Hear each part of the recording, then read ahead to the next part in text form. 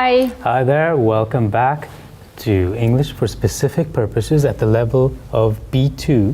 We are your hosts. I'm Mr. Darrow. And I'm Miss Tatia. მოგესალმებით. კეთილი იყოს თქვენი დაბრუნება ჩვენს ტელესკოლაში. მე თათია ვარ, ეს კი დერილია. ჩვენი დღევანდელი გაკვეთილის თემა არის კულინარია. Culinary, a very tasty topic, right? I always love to eat, and I always love to eat new things. Okay, so we will just find out interesting things, learn new words connected with culinary. So I think that the lesson will be very interesting for you. But I think that before we move on to the lesson, we have to look at our agenda. What's on our agenda today? Well, as you know, we always talk about the topic. It's an introduction to what we're going to talk about. We look at vocabulary words related to the reading text that we'll have to look at later on. After that, we'll move to the grammar section. We'll discuss that, we'll play a few games as well, and then wrap everything up with some homework. გაკვეთილს როგორც ყოველთვის შესწავლით დავიწყებთ. შემდეგ შევისწავლით კულინარიასთან დაკავშირებულ ახალ სიტყვებს. წავიკითხავთ ტექსტს, რომელიც ასევე კულინარიასთან იქნება დაკავშირებული. ამას მოყვება გრამატიკა. შემდეგ შევაჯამოთ გაკვეთილს და დავასრულებთ საშინაო დავალებით. Let's get started. Mr. Darrell, as today we're going to talk about culinary, I would like to ask you what kind of food do you enjoy eating? And are there any local products or from other countries? For example, do you prefer like traditional cuisine or just cuisine from different countries? Yeah, I mean, no, everything. I mean, I find all kinds of food fascinating, and I can find something good in almost everything. So I like everything. Traditional foods, Georgian foods, a lot of Georgian food as well, and of course, world international food as well. I'm so happy that you like Georgian cuisine, and I know that you have your favorite ones, I mean, favorite dishes among Georgian dishes. Yeah, I mean, I think I mentioned before, like chadi and cheese, kharcho, romi. Oh, that's nice. That's nice.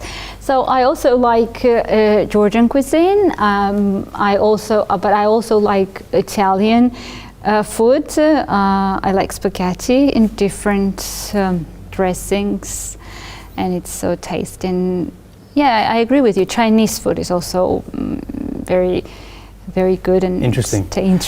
Yes. Italian food, lasagna as well. And lasagna is also very nice. Yeah. So I think that you can choose different dishes from different cuisine. It's one of the benefits of living in this modern time. We have access to all kinds of foods from all different kinds of countries. Okay. Now just let's move on to the first part of our lesson, which is introduction of new words, and let's study the words. Let's see what we have. The first word we have is to dice. To dice is a verb, and in Georgian it means qubis pormit dajra. So very often we dice vegetables for salads, right? Correct. So what is the definition of the word? Looking at all these words, you're going to be experts in the kitchen after this. Dicing is when you exactly cut food into small squares. It could be vegetables, could even be meat of a certain kind if you're cutting it into squares. Okay, so dice, it's a verb, and in Georgian it is qubis pormit dajra. And here we have an example: dice carrots before putting into soup. I never dice carrots. I usually grate carrots. Yeah, very good point. So do I. I should try dicing. Yes, try it. What is the next word we have, Mr. Darrell? It's a verb, to dress something. Okay, to dress is a verb. And in cooking, it means shekazmua, okay? To dress is a verb again, and in Georgian it means shekazmua. So how would you define this word, Mr.? It's when you add something, usually liquid, and most usually oil or vinegar, to something to add extra flavor. Okay, so to dress, it's a verb, and in Georgian it means shekazma. And here's an example: dress the salad with the proper dressing. Okay, so dressing is a noun, it means, and to dress is a verb, right? Yeah. And as a dressing, we can use different types of things. For example, can mayonnaise be considered as a dressing? Yeah, that's a bit unusual for me, but I think it has been used as a dressing, yeah. Okay. Now let's move on, and the next word we have is to grate. To grate is a verb, and in Georgian it means სახეხზე გახეხვა. To grate. And how would you define that word, Mr. Daryl? Usually used with like carrots, as you mentioned earlier. Yeah, you take some food and you rub it against a grater and you shave the piece of food into small pieces. As I said, I usually grate carrots and carrots before to cook soup, right? Yeah. Okay. To grate, it's a verb, and in Georgian it means სახეხზე გახეხვა. And here's an example: grate cheese on spaghetti. Oh, it's so delicious when you grate cheese on your spaghetti. Parmesan cheese in particular. Yes. Okay. And what is the next word we have, Mr. Daryl? It's a verb, to mince. Mince. To mince is a verb, and in Georgian it's translated as საკებ მანქანაში გატარება. So generally we means meat, right? Beef. Yeah, beef. For spaghetti, in fact. So this is when you cut food, especially meat, but it can be other things as well, into small pieces, sometimes using a machine. Okay, I think that everybody uses machine to mince meat. You would have to, yeah. Okay, mince is a verb, and in Georgian it means საკებ მანქანაში გატარება. And here's a very good sentence: mince the meat for cutlets. Cutlets, yeah. Cutlets. How else would you make cutlets without minced meat? You can't. Yeah. You have to mince meat. Exactly. Right? Okay, well, now the next word we have is whip. A whip is a verb, and in Georgian it's translated as adღვება, ატქვევა. Whip. What can you whip generally? Well, maybe eggs? Yes, you could definitely whip eggs and cream as well for cakes cream, as well. Yeah. So you whip it, you stir it hard and fast with special equipment in order to make it thicker and firmer, the cream. Okay, so whip, to whip, is a verb, and in Georgian it's translated as adღვება, ატქვევა, and here's an example: whip the cream for the cake. Oh, here is the same example as you have provided. Yeah. Okay, well, and I think that we have finished with the words, and it's time for the exercise, okay? Yes. Let's practice. So we will see definitions on the screen, and we have to choose the right words for the definitions. And the first definition is the following: to cut meat into very small pieces using a machine. As you mentioned, using a machine, you're probably mincing something. Yeah, and you will cook cutlets. Yeah, cutlets, or ground beef for spaghetti as well. Okay, and lasagna. Yeah, lasagna as well. Okay, and you are right, Mr. Daryl. So to cut meat into very small pieces using a machine is called mince, to mince. Now it's my turn, and I'm waiting for my definition. Here's your definition: to mix food very quickly in order to put air into it. Okay, and I think that I know the word, and this is to whip. Am I right? Yes, you're right. So to mix food very quickly in order to put air into it, it's whip, to whip.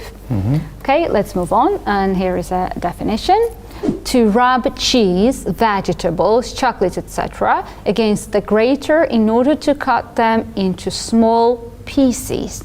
What is the word, Mr. Daryl? The answer is, the clue is in the sentence, and it is to grate. And you are right, Mr. Daryl. So to rub cheese, vegetables, chocolates, etc. against a grater in order to cut them into small pieces is called to grate. Here's yours. Yeah. To add flavor to salad by putting a mixture of liquids such as oil and lemon juice to it. I know the word. It must be dress. To dress is to add flavor to a salad by putting a mixture of liquids such as oil and lemon juice on it. And the last one for you. So what is the verb which means to cut something in small square pieces? To dice. You dice something, you cut into small pieces. As you know, dice, the actual dice in games are small squares, so that's where it comes from. Oh, I've never thought about it. Right, yeah, right. To cut something in small square pieces is called to dice. And I think that we're finished with the first set of vocabulary. It's time for reading. But before we read a text, I think we have to learn some words and have some discussion Yes. to get ready to read the text. So let this be the question to lead us off. Now, which foods are shared in our culture? For example, like in Georgian and in North America, Canada. Canadian culture. So bread is usually shared. Yeah, sandwiches. We have sandwiches. Do you have sandwiches? We do. No, but it's not traditional, by the way. Then no, you don't. We don't. Yeah, it turns out that we don't. Salads? We do. But I don't know if there is any like type of Georgian salad. Yeah, there is. Like maybe there is. Cucumbers and all the vegetables together with mayonnaise, maybe. I've seen the classic one, cucumbers and tomatoes, and you put some salt on it. Yes. Yeah, by the way, you're right. I think that you know Georgian cuisine better than I. No. Okay, well. Okay, so I think that there might be some other things also which are shared. And we're going to read a text about the food which is shared. But before we do that, I think that we have to learn some words. Very good. And the first word we have here is prominent. Prominent is an adjective, and in Georgian it means მნიშვნელოვანი, ასევე გამოჩენილი. Prominent. So how would you define that word, Mr. Daryl? Prominent is anything that's really well known or important. Prominent, an adjective. And in Georgian it means მნიშვნელოვანი, გამოჩენილი. And here's an example. Gordon Ramsay is a prominent cook. Yeah, everybody knows, and he has some TV programs where he teaches how to cook, I think. And he's famous for his personality. Yeah. Kind of a harsh personality. Really? I didn't know. It's something new. No, he is. Okay, but I'm really not into cooking, and that's why maybe I don't know this. Maybe. Okay, well, and the next word is? Nourishment. Nourishment is a noun, and in Georgian it is sakwēbi. And how would you define that word, Mr. Daryl? It's food that you need to stay healthy and maybe even to grow larger, grow bigger. Okay, nourishment. It's a noun. In Georgian it is sakwēbi. And here we have an example. Young babies obtain all the nourishment they need from their mother's milk. Okay, and what is the next word, Mr. Daryl? It's a noun, and it is root. Root. Root is a noun, and in Georgian it means pesvi. How would you define that word, Mr. Daryl? Well, it's part of a plant, of course. It's the part of the plant that the grows. main part of a plant. Well, the part of the plant that's underground and that absorbs nutrients from the land, water, and other types of things. And of course, it also means the origin of something, the origins of something. Root, it's a noun, and in Georgian it means pesvi. And here we have an example. Many customs have deep roots in the past. And it means that they originate from the past, right? Like Georgia. Okay. And the next word we have is cleansing. Cleansing is can be a noun, can be an adjective. It depends on how we use it in a sentence. So cleansing as an adjective means გამწმენდი. Can you give us more details about the word, Mr. Daryl? It's very simple. Something that cleans or is used for cleaning. Thank you. So cleansing, it's an adjective, and in Georgian it means გამწმენდი. And I will give you an example for better understanding. Some food have cleansing quality. Okay, and the next word is? It's a verb, to feed. To feed. To feed. To feed is a verb, and in Georgian it is translated as გამოკვება. How would you define that word, Mr.? This is when you give food to a person, to animals as well, to anyone. Okay. Feed. To feed is a verb, and in Georgian it means გამოკვება. And here is an example. I always try to feed my children healthy food.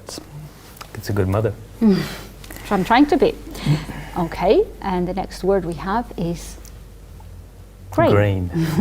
Grain is a noun, and in Georgian it means მარცვლეული, which is very healthy, I think, right? Generally, yeah. It has its purpose as well to eat grains. This is the seed or seeds from a plant, especially something like rice or wheat, and you often have it. You turn wheat into bread, of course, and so on. Okay. Grain, it's a noun, and in Georgian it is მარცვლეული. And an example, Grains are very healthy to eat in the morning, and I know a lot of people who eat grains in the morning. Then they must be healthy. Yeah, they are.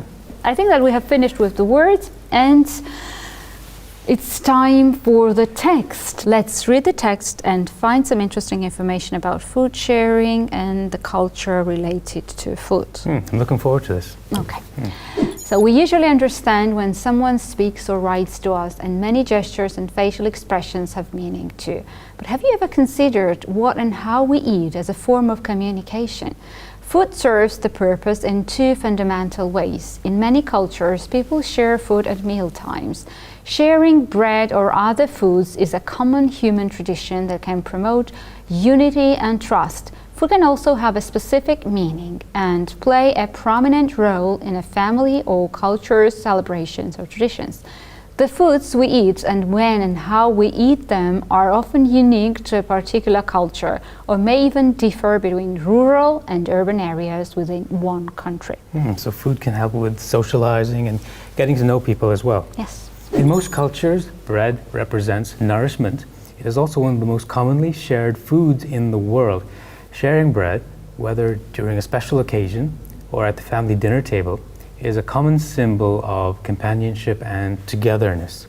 In fact, the word companion comes from the Latin roots cum, meaning together, and pools, meaning bread. Many cultures also celebrate birthdays and marriages with elaborately decorated cakes that are cut and shared amongst the guests. Early forms of cake were simply a kind of bread, so this tradition has its roots in the custom of sharing bread. Food also plays an important role in many New Year celebrations. In the southern United States, pieces of cornbread represent blocks of gold for prosperity in the new year. In Greece, people share a special cake called vassilopera. A coin is baked into the cake, which signifies success in the new year for the person who receives it. Most of the foods eaten during the Chinese New Year have symbolic significance. Sometimes this is based on their shape. For instance, long noodles symbolize long life. The symbolism can also be based on the sound of the word in Chinese. For example, people give out oranges because the word for orange sounds like the word for wealth. Oh, these are just very nice traditions, which is very interesting to hear about. And they change all over the world. And I like this idea of putting a coin in the cake. For good luck. Yeah. Okay. Food could also be part of a ceremony. For example, many cultures have ceremonies to celebrate the birth of a child, and food can play a significant role. In China, when a baby is 1 month old, families name and welcome their child in a celebration that includes giving red-colored eggs to guests. In Afghanistan, parents feed babies butter and sugar for the first 6 days of life to symbolize cleansing. In a ceremony around 100 days after a child's birth, Japanese families symbolically feed the baby by putting different kinds of food to its lips, and sometimes putting a single grain of rice in its mouth. This ritual expresses their hope that the baby will never be hungry. In many cultures, round foods such as grapes, pomegranates, bread, and moon cakes are eaten at welcome celebrations to symbolize family unity. So there's a lot of hopes in food as well. You hope for good luck in the future, good prosperity in the future.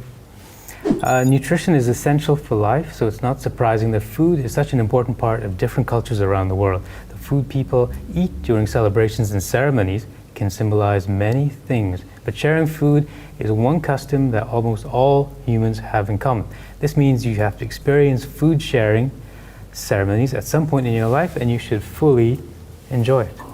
Okay, it was very interesting text. I heard some information which I have never heard before, so it was really, really worth reading the text. Yeah, I agree. And Mr. Cheryl, I want to ask you, what is the main idea of the text? And we have 3 options. First, the importance of food in culture. Second, the high cost of eating well. And 3, the importance of healthy eating. Okay, taking the general idea of the text, I'd have to say the first one was correct. The importance of good food in culture. Okay, so there was nothing said about the cost of eating well or the importance of healthy eating. So definitely it's the importance of good food in culture. And we have one more task for this reading. We have some statements and paragraphs. As you could see, there were 4 paragraphs in the text, and 4 sections, 4 sections, and we have to match these sections with the statements. So the first one is, food is important in many New Year celebrations around the world. Do you remember which, in which paragraph we read about? Yes, if I recall correctly, it was paragraph 3. And you are right, Mr. Daryl.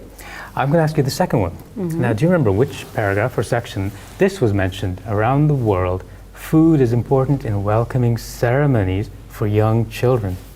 I remember, and it was in paragraph 4. With the Japanese tradition there? Yes, you're right. And the next one, food can bring people together. I remember we read about it, that food can bring people together. And when we started reading the text, we read it. Yeah, it seems to be the main theme of what we spoke about, and it has to be paragraph section 1. You're right, Mr. Daryl. Here is the answer. And the last one? Obviously the last one. Food is a way of communicating. It was mentioned in paragraph 2. I remember it was in paragraph 2 that they talked about that the food might be the way of communication. Yes. And we have finished with the reading part, and now it's time to move on to grammar. And the topic of today's grammar is future in the past. That's a strange thing, right? Past and future in the past. Okay, and let's find how it works. Okay. So the future in the past is the tense used when we're talking about the past, and we want to refer to something which was in the future relative to that past's time. Yeah, so strange. So future in the past structures are the past form of will and to be going to. Subject plus would plus verb, or subject plus was or were plus going to plus verb. And now let's look at the examples. The owner of the restaurant said that he would take care of the customer. So it's past. So he said that he would take care of the customer. So it is future relative to that past moment. Okay. Yes, yes. Or I read they were going to open a new restaurant. Okay. Again, this is future relative to that past moment. Okay. You have to practice now. We will see sentences with gaps and 3 options, and we have to choose the right option for the gap. Here's your sentence, Ms. Tatia. We couldn't be at that party because we, and now you'll have to choose something from the choices given, abroad the following day. So it means that we had something planned for the next day. So I would say the sentence the following way: we couldn't be at that party because we were going abroad the following day. Now the sentence for you, Mr. Terrell. Are you ready? So Peter decided and then there is a gap, to France on holidays. And the options are A, will go, B, would go, C, went. Which one would you use here? This one is a little clear, quite clear actually. It can only be B, of course. Peter decided he would go to France on holidays. And you're absolutely right. Now it's my turn to try. Here's your sentence. And then you've got a couple of choices, and it continues, to the party. But Peter made me come. Let me look at it. I think I would use here C, the option. I would choose here option C, and I would say the sentence this way: I wasn't going to go to the party, but Peter made me come. Very, very good. And the last sentence for you, Mr. Daryl. Get ready.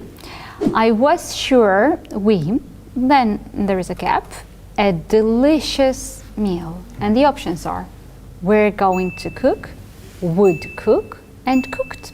Which one would you choose here? I would choose the second one for sure. I was sure we would cook a delicious meal. And you're right, Mr. Daryl. And unfortunately, our lesson has come to an end, and we have to wrap it up. After all that talk of cooking, I'm kind of hungry now. Okay, me too. Okay, Ms. Tati, as you remember at the beginning, we looked at lots of words that you would need to use in the kitchen. Then we went to the reading, which is about culture and food.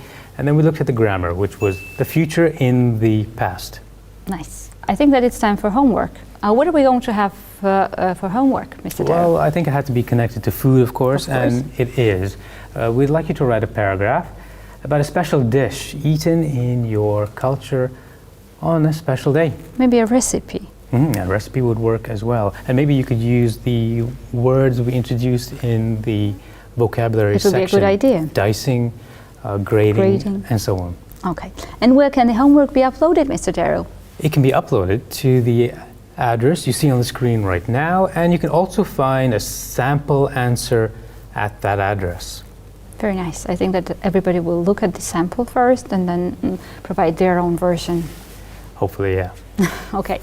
Mr. Daryl, I think that we have come to the end of the lesson and we have to say goodbye to the audience, right? It is time to maybe put aside food and look forward to newer topics. Maybe yes. Okay. So stay with us and keep on learning. Until next time, goodbye. Bye.